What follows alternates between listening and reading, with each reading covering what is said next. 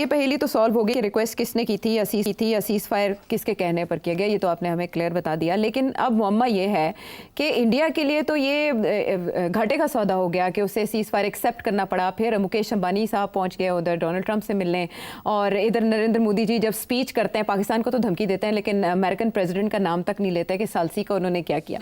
तो ये क्या हुआ है भारत के साथ? ट्रेड की धमकी दे के मना लिया इंडिया को? नहीं, देखिए मेरा नहीं ख्याल कि डोनाल्ड ट्रंप ने ये ट्रेड वेड की बात की होगी, और अगर की भी है तो ना पाकिस्तान ने ना नरेंद्र मोदी ने इसका कोई जवाब दिया होगा, because it was basically irrelevant. ये जो डोनाल्ड ट्रंप ने बातें की है ना कि मैंने उनसे ये कहा कि आप ये करो नहीं तो मेरा ट्रेड ही हो जाएगा, मैं आपको ये दे दूंगा, मैं वो दे दूंगा, ये वो नंबर लगा रहा है इंटरनेशनल कम्युनिटी के साथ। उसका ये बयानिया है ना कि ट्रेड मेरे लिए बहुत बड़ा हथियार है, तो उसने इसके अंदर भी ट्रेड ठोक दिया।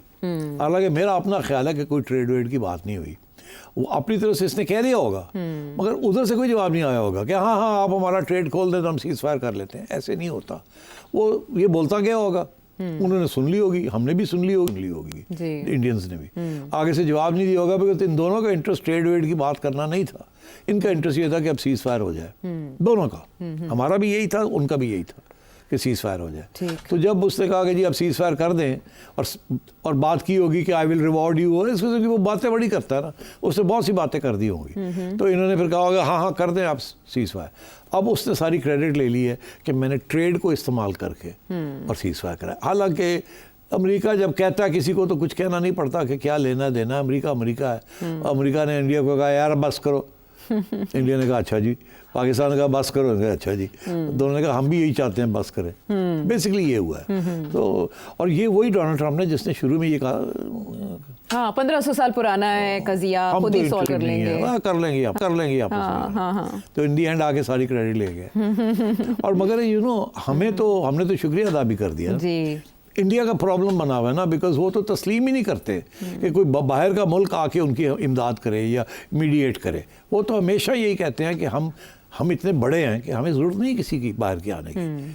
हमने तो बड़े लोगों का शुक्रिया अदा किया ना, हमने तो सऊदीज़ का भी किया, टर्क्स का भी किया, यूएई का भी किया, सब ईरान का भी किया, चाइना का भी कर दिया, अमेरिका का भी कर दिया, सारा इकट्ठा कर लिया, सारे माँ बाप। Well done, thank you. और भारत तो बॉयकॉट कर रहा है, इसका बॉयकॉट, और वो मानते ही नहीं है कि हमारी बात भी हुई है किसी के साथ। और आगे इंडिया की आवाम को पता चल गया हुआ क्या, इसीलिए तो ये आपने जो दिखाए बाहर है वहाँ क्रिटिसिज्म की कि ये क्या किया इसने, ये किया वो किया। ये तो पूरे घंटे का प्रोग्राम बन सकता है सिर्फ शोइंग क्लिप्स कि इंडिया के अंदर कितनी क्रिटिसिज्म हो रही है बीजेपी की और नरेंद्र मोदी की। बहरहाल, so I think question really now arises कि ये इरादा क्या है नरेंद्र मोदी का जी, और डोनाल्ड ट्रंप क्या आगे कोई रोल अदा करेगा या नहीं करेगा। तो I think that's a question we need to ask, and if you ask me, I think ये जो उन्होंने बात की है ना कि अभी ये पॉज है, नरेंद्र मोदी ने ये इसलिए कहा गया है जी, क्योंकि उनका ये बयानिया यही बन रहा है न्यू नॉर्मल जिसे कहते हैं। न्यू नॉर्मल का ये मतलब है कि we are now at a state of war with Pakistan. ये पॉज है, अंटिल उस वक्त तक ये पॉज है जब तक फिर आपकी तरफ से कुछ नहीं हो जाता। और अगर अब फिर कोई हमारे यहाँ इस किस्म का हमला होगा, टेररिस्ट अटैक होगी, हम कहेंगे ये आपने करवाया और हम फिर चढ़ जाएंगे आपके ऊपर। तो in that sense this is a pause, in that sense this is a pause. तो ये न्यू नॉर्मल है कि we are in a war, हम वॉर में हैं अब आपके साथ। ठीक है। हाँ, अब कोई अमन की बात नहीं होगी, कोई नेगोशिएशन नहीं होंगी, कोई टॉक्स नहीं होंगी, कोई कुछ नहीं होगा। This is that pause.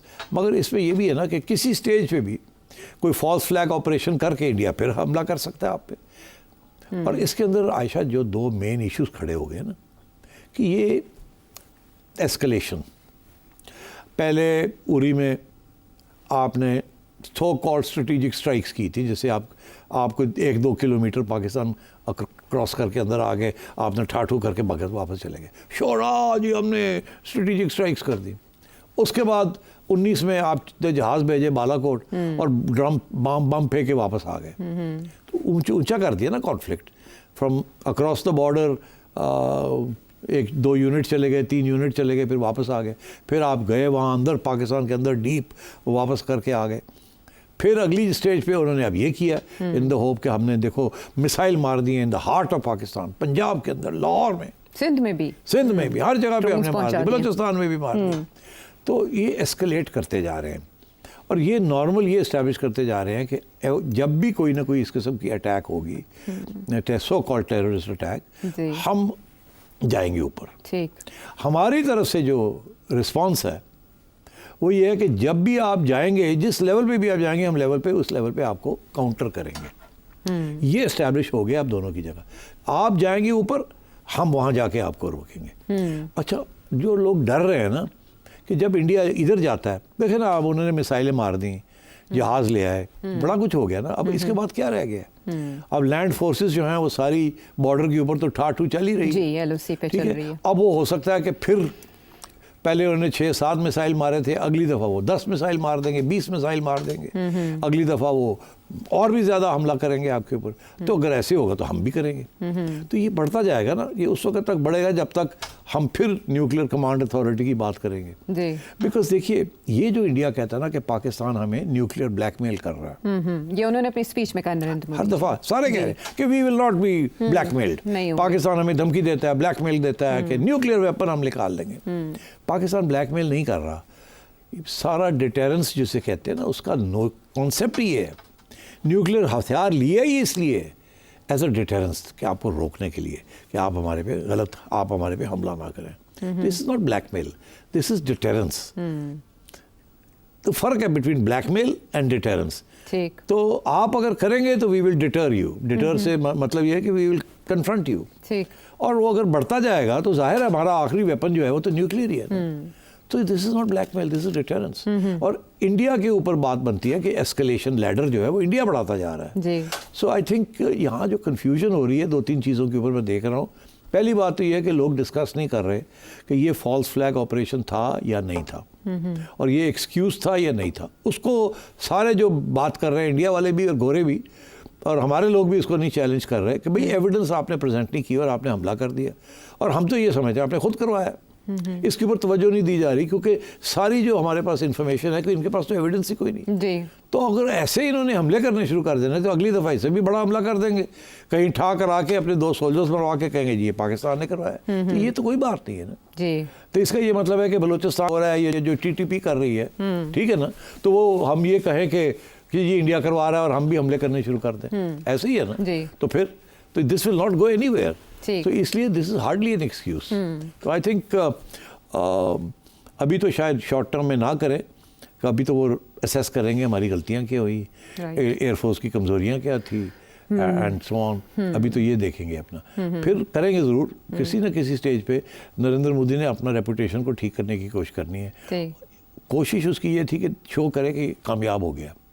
वो इंडिया की आवाम कहती फेल हो गए हो। अब इस फेलियर को सक्सेस में ट्रांसफॉर्म करना है, और वो एक ही सूरत में हो सकता है कि आप किसी जंग में पाकिस्तान के खिलाफ शो करें इंडियन आवाम को कि हमने भी उनके 15 जहाज़ गिरा दिए हैं।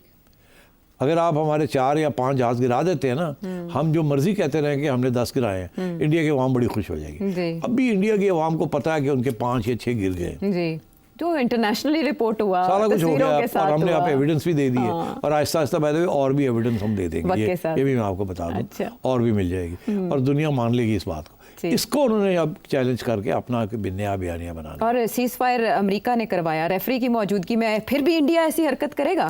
नहीं, वो देखिए ना, वो तो हमेशा पहले भी तो उसने ये हरकतें ऐसी की है ना, तो वो करेगा। मैं बिल्कुल आपसे कह रहा हूँ वो करेगा। ठीक है। ये न्यू सारा इंडिया के अंदर ये एक पूरा एक महाज बना हुआ है। हाँ। कि जी पाकिस्तान को सबक सिखाया जाए। मगर वहाँ आप लोग जो है वो कहना शुरू कर दिया ये पाकिस्तान की बात नहीं हो रही। हाँ। बच्चों पिछले चाइना विच बड़े है ये हुण तुसी पाकिस्तान नाल लड़ाई नहीं कर रहे, पाकिस्तान चाइना दे नाल लड़ाई कर रहे हो। और चाइना ने पहली दफ़ा इतने क्लियर कट टर्म्स में वाजे कर दिया है कि sovereignty and integrity of Pakistan will be defended by China. तो और इंडिया को समझ नहीं आ रही है हुआ क्या है। हाँ। और इंडिया को अभी ये भी समझ नहीं आ रही कि डोनाल्ड ट्रंप जो उनके साथ एक लाए हैं, मुख्तलिफ इत्तेहाद में शामिल हैं, वो क्यों कह रहे हैं एप्पल के CEO को कि आपने इंडिया नहीं अपना कारोबार मुंतकिल करना। ये भी इंडिया के लिए एक शौक की हैसियत है।